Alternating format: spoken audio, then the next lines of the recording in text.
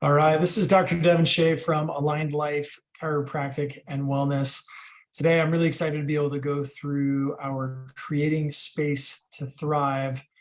This is our first talk of 2023, and each year I get a chance to go through and create a theme for the practice for the year. In this case, Creating Space to Thrive is it, and this all comes from a trip that I took in November. We went down to Costa Rica as a family and had an opportunity to be able to spend some time down there. And what I noticed in comparison to San Diego, where my practice is, where everything is brown, when you get off the flight in Costa Rica, everything is massively green and beautiful and growing and thriving, tropical rainforest setting.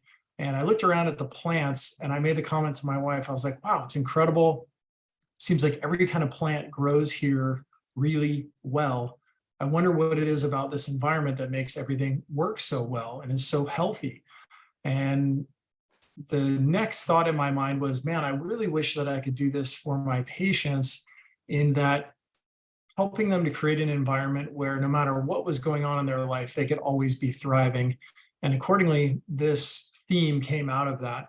I also had a conversation with one of our Align Life community members who is a zoologist. She is the person responsible for actually the cheetahs at San Diego Zoo, the world-renowned San Diego Zoo. And she commented to me that one of the keys to their success was that they create a species-specific environment for each of the animals that takes part in the zoo. And what that means to them is they look at all the variables associated with how the animal is being housed. So that's the terrain that they live in. Are they with other animals? What type of food are they taking in? Are they breeding? All of these different pieces, and that holistic look at the way of being able to keep that animal healthy was the key to their success. And instead of calling it species-specific environment, I thought Creating Space to Thrive was a little bit more appropriate for humans. Tonight's talk is going to be all about how we create that space to thrive in our minds and developing a durable and resilient mindset. So, tonight I really want to go through all of this and give you some information around that. One of the questions that I think is really important is looking at, well, why is it so hard for us to develop this type of mindset in the current environment in which we live? I think the bottom line is that we've got a lot of interesting things happening going on in 2023. So I tried to create this little comparison view here where we have sort of the current approach or the current behaviors that are often thought about in our environment in comparison to the reality of what we really need. So on the left-hand side of the screen, we have happiness coming from materials. It seems like materialism has taken over our society. Unfortunately, marketing has become so good and we're so targeted and it is so prevalent in our society. It's hard to get away from, to be honest. So setting up our life with the main goal being some sort of a material has really become a big part of what shapes our daily thoughts. When in reality, happiness doesn't come from a material item. It comes from our experiences, especially experiences with other people, especially, or other living things. And so, right off the bat, our focus is not in where it should be, and is unfortunately on something that, I think we all know the stories of people who've become very financially successful and accordingly have a lot of material success, but ultimately don't find the same level of happiness that they thought they would at the end of that road. So redirecting that focus ends up being really important and being able to develop the right mindset. I think we're also often taught to avoid struggle and hardship, and especially avoid failure. Fear of failure is one of the things that often drives us significantly, especially in the direction of steering away from things that actually might bring us the success that we would like to achieve. So I wrote on the actual side, overcoming challenges is key to self-confidence and resilience. If you're looking for more information about this topic, I always recommend the book, The Comfort Crisis. This is by Michael Easter. He's a fantastic author and just really writes about how our modern world has really set us up to our belief systems and our goals have unfortunately undermined our ability to maintain happiness and feelings of progress. So if you're looking for more information on that, I definitely give that a look. Number 3 is feelings of being insignificant. I don't know about you guys, but sometimes in the political world or in the world of looking at where we sit in respect to other people and comparing ourselves, I often feel like very much low on the totem pole, or don't have the opportunity to move up in a way or make influence over society in a way that I think is meaningful. And accordingly, when you don't feel that way, you do feel insignificant, and then your momentum or your ability to take action is strongly reduced. In reality, though, we are the creators of our lives. And many times our feelings and our thoughts are self-fulfilling, meaning if you feel like you can do something, well, then you will.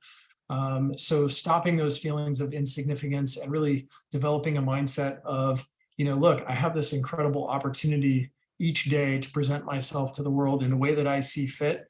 I think that that's a really powerful way of being able to jump into a day and make the day and your life turn out the way that you're looking for.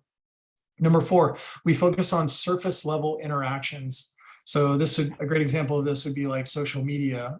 We can have thousands of people who follow us on social media, but how many of those people do you really know? And definitely, probably more importantly, how many people could you call if you were really in trouble and needed some help or needed some guidance or mentorship?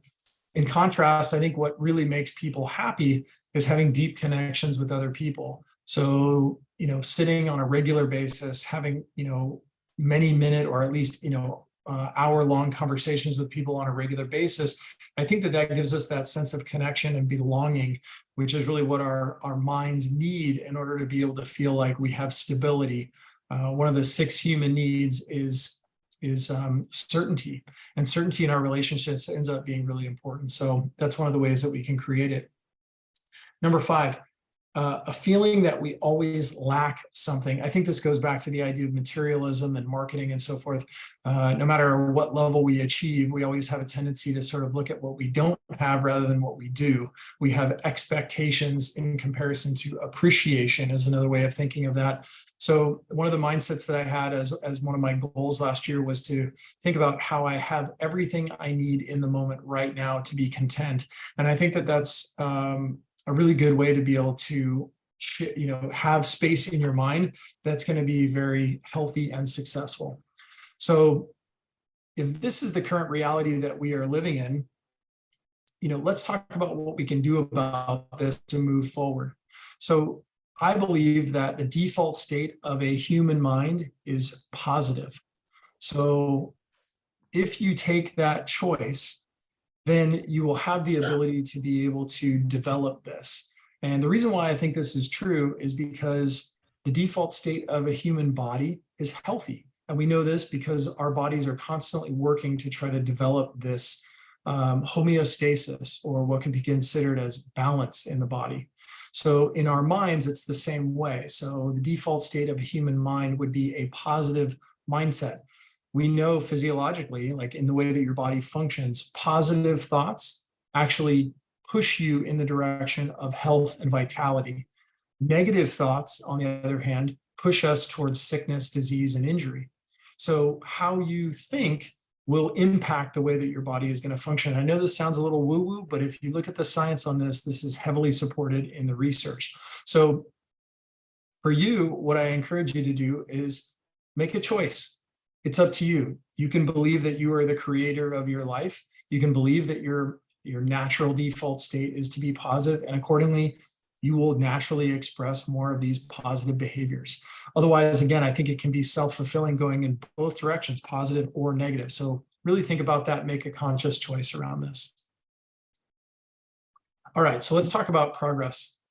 So if we want to make progress in our life, there's 2 things that I think have to happen. And there's an order to this. So the 2 things that must change in order to get to the next level of your life: first, you have to change your mindset. And number 2, we have to change our systems. So it's always first is the mind, guys. If we look to change our systems, but we don't change our thoughts, really what I'm saying there is we don't change our why behind it, then we're trying to use the ability for us to maintain things over time through like hard work, dedication. These are all good things, don't get me wrong, but I think that they're hard to maintain over time. It's like you're pushing the boulder up the hill. In comparison, if you change your mindset, if you change the lens by which you look at these challenges, then your likelihood to be successful in the long run really comes to fruition.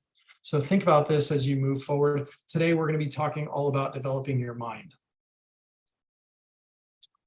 Tonight, I read an article that I absolutely loved. It was called The Clean Slate, and I wanted to share it with you. And this has everything to do with tonight's experience as well as everything moving forward in 2023. So to develop a clean slate mentality, we really have to stop looking toward the past in order to be able to help dictate what goes on in the future.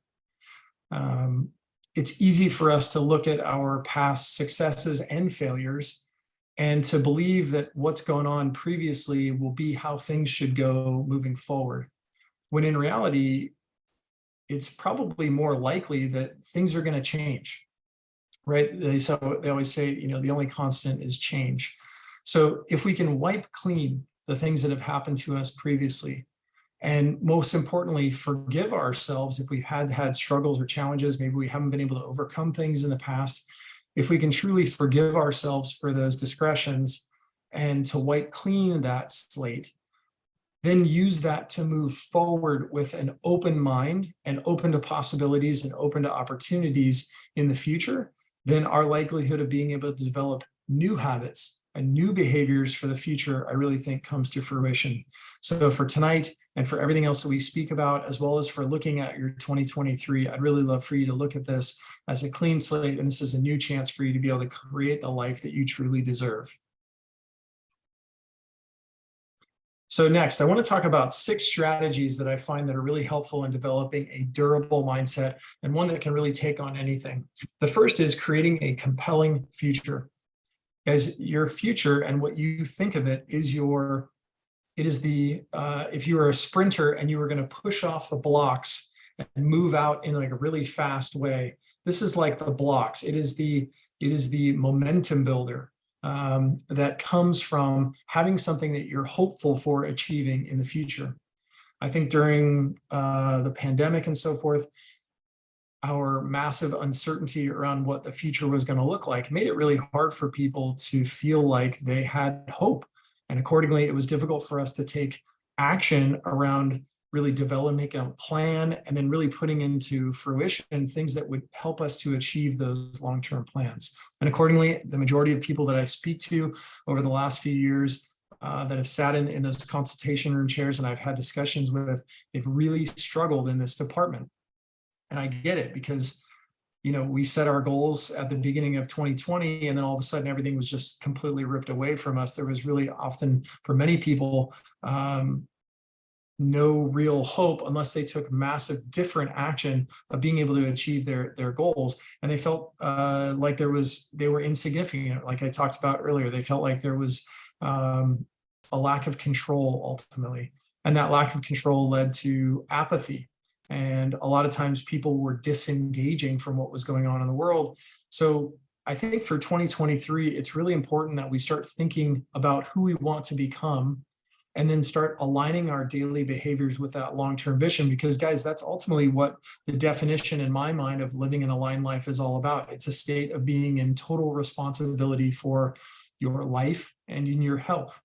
And by taking that responsibility and looking at what you can do on a daily basis to align with your long-term goals, that is creating that compelling future. That will be what will help you to drive forward. And they always say, mood follows action. I love this quote, mood follows action. That means, you don't get to feel good about something until you've actually done something to move you towards progressing in that direction. Oftentimes, the example I always give is like with exercise. Sometimes people say, oh, you must love exercise. It's easy for you to work out. Guys, no, it's really hard for me to work out sometimes. I don't want to do it. Or any other health building strategy. We often don't want to do these things but it's the way that you're going to feel after you take that action that should help you to have motivation to get going and push in that right direction. So mood follows action. It's all about creating that compelling future for yourself as you move forward in time. So strategy number 2, we have to develop an internal reference point. And I think that especially in the times of COVID and so forth, this has become even more important. Having an external reference point would be basing your belief systems about who you are and how you feel about yourself on what other people perceive about you or what you perceive that they think about you. So examples of this that I think are really important would be like in social media, like how many likes or subscribes you get on a video that you create or a post that you share, how many people show up to your birthday party, what your title is at the office, what kind of car you drive, what kind of house you live in, how much your salary is, or whatever those external things are. And the reason why it's important that we don't base our happiness on that is because those are external things that we really don't have control over. And ultimately, those things can change at any point, which will dramatically decrease our ability to maintain homeostasis and that positive attitude that we talked about before. So, in creating this internal reference point, there's some things that I think are really important. Number 1 would be looking at your what I call micro agreements. These are decisions that you make or agreements that you make with yourself around doing things. And really, life is all about saying that you're going to do something to yourself and then being willing to actually follow through with that. Every time you create a micro agreement with yourself and you follow through, you are developing greater and greater levels of self-worth and self-confidence. In contrast, every time that you make a micro agreement with yourself and you don't follow through, you undermine and reduce your likelihood of being able to be an effective human being moving forward in the future because you don't trust yourself. You don't have the self-worth because you haven't really earned it in your own mind. And developing a space to thrive in your mind is all about being able to trust who you are and have this internal reference point. So I recommend orient yourself every single day to your highest purpose. Be the best version of yourself in your mind. And oftentimes that just has the concept of being trustworthy to yourself and then carrying that through into your relationships. If you tell someone that you're going to be there at a certain time, show up on time. If you're going to show up, be prepared. Be that person who has standards, right? I always increase your standards. That is the one thing that we see over time that is the number one predictor of someone's outcome. So look at this from a very important perspective. Strategy number 3.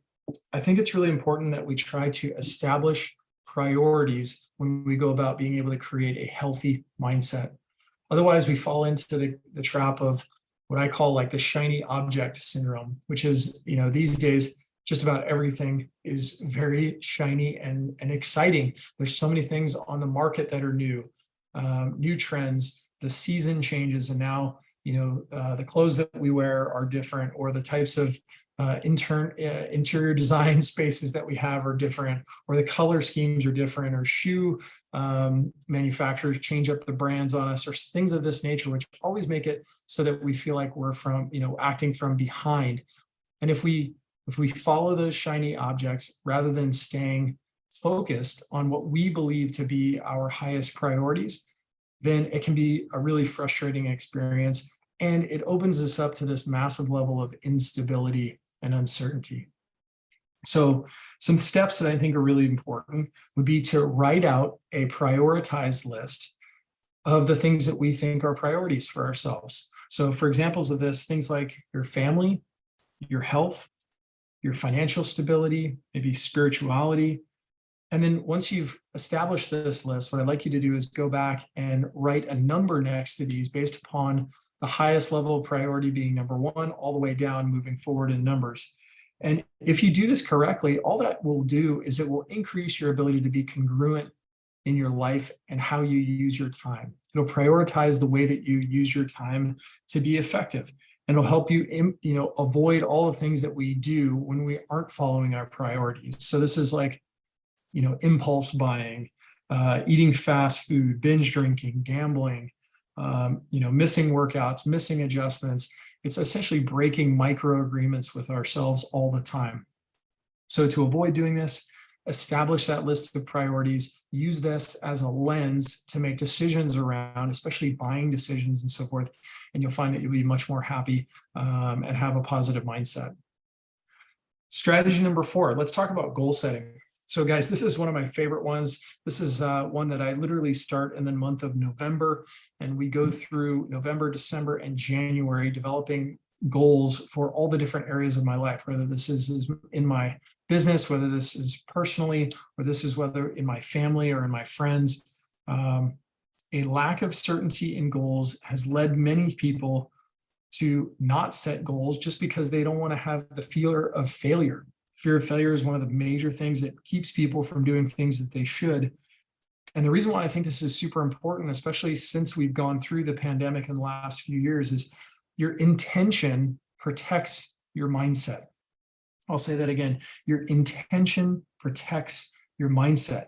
So if you have a clearly defined objective, then it's much easier for you to be able to work on achieving the things that are important to you. If you don't, you often fall back into like we talked about just a second ago, this sort of shiny object syndrome where we get distracted from all sorts of different things. Many people say that clarity, which goal setting would be clarity on your life, clarity is the greatest accelerant towards achievement. So some things that I think are important would be setting goals in 3 different categories. I like talking about family, a personal category, and then I also think about leverage, or you can think about this delegation concept. And we'll go through more of this in just a second. But if you can set goals in those 3 categories, so for example, family might be, travel that you would like to do with your family, maybe some goals that you have or mindsets that you want to have as you go through. Maybe you're going to have a family meeting each week, or maybe you're going to focus on having more communication in your family, or you're going to have more rules or more chores for the kids or things of that nature.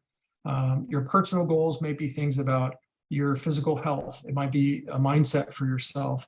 It might be working on maybe a certain income that you're looking to achieve, or maybe further education or books that you want to be reading. And then the last piece would be leverage. Leverage is things that you want to get off your plate.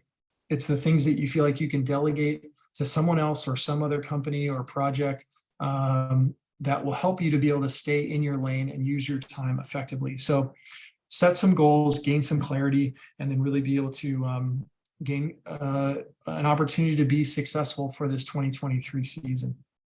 Number 5, creating boundaries. So guys, we're talking about creating boundaries with the objective of really being able to create space to thrive in our minds. So first, let's define what a boundary is. A boundary limits are limits that we set to others so that they know how to engage with us. So this is really important. And it's kind of ironic because when we set boundaries for ourselves, oftentimes we can feel like we're being selfish, when in reality, when we look at other people that have hard boundaries, we see that as very attractive because it's like we are allowing others to understand how to understand us and how to respect us when we set a boundary. So unfortunately, like when we do it for ourselves, it's often perceived as being a little bit, selfish, or we're only having our own concerns being the priority, when in reality, people enjoy working with others who've set hard boundaries. So boundary examples would be things like, not taking work calls after work hours, not eating sugar, working out a certain number of days of the week, no TV in a bedroom, limiting a certain amount of screen time, etc. So the question or the action step that I have for each of you is, in what part of your life do you need to set a boundary, and how can you do that in the most healthful way? What conversation might you need to have, or maybe what policy would you need to put in place? Could you give yourself a reminder, maybe a sticky note on the dashboard, or something that would live on your mirror of your bathroom, so you look at it every day and you remind yourself of the boundaries that you're setting.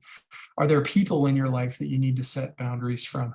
These are the types of things that I think are really helpful for being able to create a space to thrive in your mind that's not cluttered by lots of external factors that you really don't have control about. All right, guys, last strategy. This is number 6. We're going to be talking about delegation and leverage. So guys, we all have strengths and we all have weaknesses. It's really important these days that we try to stay in our lanes and delegate the rest of these tasks, because delegation ultimately eliminates that mental clutter and allows us to focus on the things that we're really good at or we actually enjoy. So in the beginning of my career, I figured out that there was things that we were either going to spend money on and delegate and leverage other people or other apps or other software or things of that nature, or there were things that I was going to have to do myself. And I think we can all sort of relate to this. So in the beginning of your life, you either have time or your money. Or you have money, right? So if you don't have money, then you will need to use your time and your sweat equity, if you want to think of it that way, in order to be able to get things done and accomplish things. In contrast, if you have a little bit of money and you identify some things that maybe aren't in your wheelhouse that you could get off your plate and that don't really serve you in the bigger picture, and that you could be spending time or resources on that would actually help you to be even more successful, then I recommend that you immediately delegate that task. So that could be something menial, like doing the dishes and passing that off to your kids. That could be something pretty substantial, like I'm not going to take over any more social media accounts. We're going to have a social media person take over the accounts, or anything else associated with your life. So this week I would encourage you, think about what things you can get off your plate. A strategy that I've tried to implement over the last 5 years is at the end of each year, I make a list of all the things that I spend my time doing. And then I highlight 80% of those things that I would like to get off my plate. And what I notice is 8 out of 10 of those things oftentimes are things that really aren't effective. They're not things that I enjoy. In fact, I actually dislike doing many of them. And my goal is, by the end of that next year, I want to have those 80% of things delegated to other people to be able to manage those tasks or those projects. The key part about delegation is you can't just tell someone once, hey, take over the social media accounts, or hey, take over the dishes. You actually need to train that individual, and then you need to be able to work on accountability with that person. So one of the important mindset shifts that I've gone through in the last few years is I really find my role now is to be able to look at what roles need to be assigned in my life, and then create systems to be able to help other people be successful in doing those roles. So whether that's creating checklists and then constantly checking back with those lists and getting feedback about how they're going, give reminders, or more importantly, maybe rewards to those things. So think about how you can look at your life from the perspective of what roles you need to have established, and then create lists, delegate those lists, and then create about accountability feedback loops in order to be able to get those off your plate for good and still have them done in a way that you'd be proud of having them completed. So guys, those are the 6 strategies that I would like to implement, or have you implement or consider implementing over the next 2023 timeframe.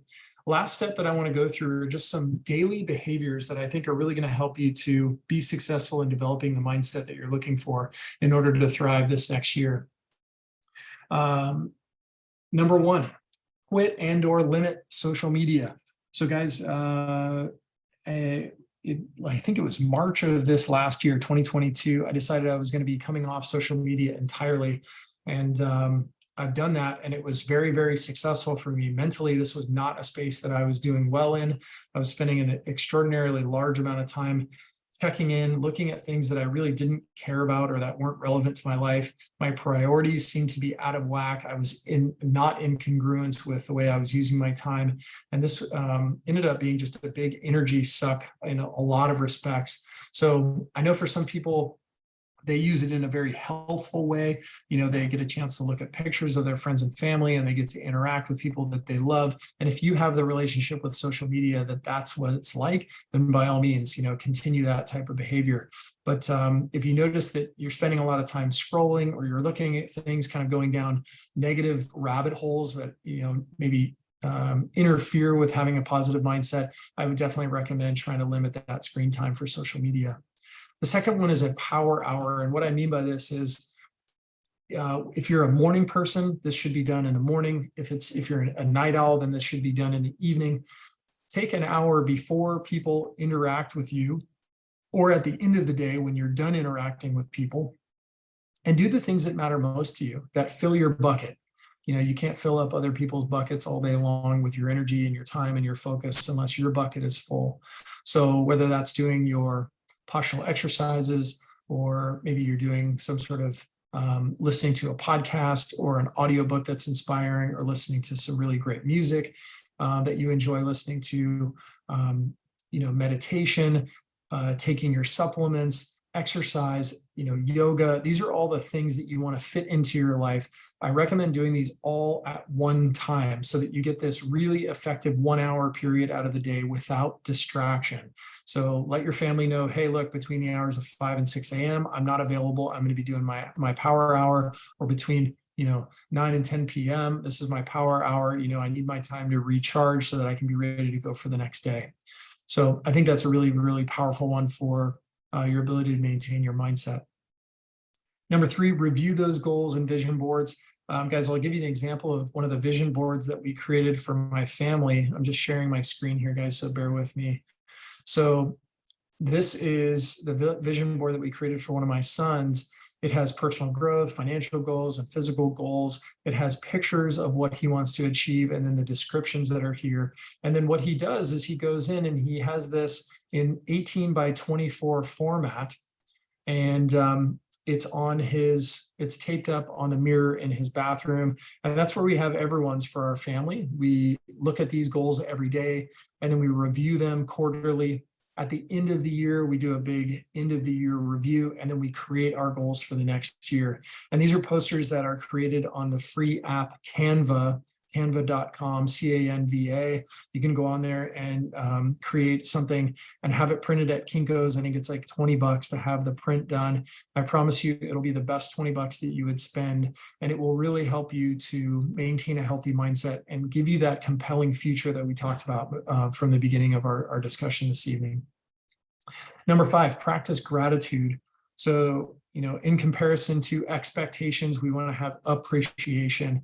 If all we have is expectations, then we don't always meet those expectations. And then oftentimes we have a tendency to just focus on the negative. And in contrast to that, spending time just in gratitude, whether that's in nature or thinking about the things that you've accomplished or the people that you love or the simple things in life, I think that's a really important way to be able to maintain a healthy mindset for the year. Number 6 is connecting with other positive people. Guys, I think that having a healthy circle of folks like at Aligned Life is one of the keys of being able to stay grounded in a really challenging environment.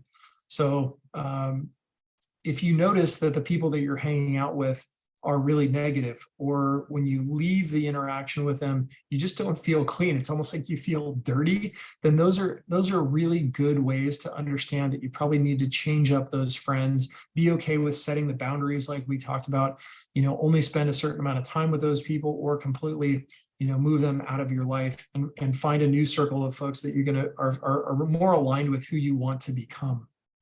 Last one, guys, do periodic challenges to create perspective shifts. So in 2023, some of my goals for this year have to do with being able to take away some of the things that I often feel addicted to. Examples would be like caffeine from coffee intake, sugar. I recently just did a two-day, 48-hour water fast. So I took away food. These types of things give you perspective on the things that you actually have in your regular life and how you use them.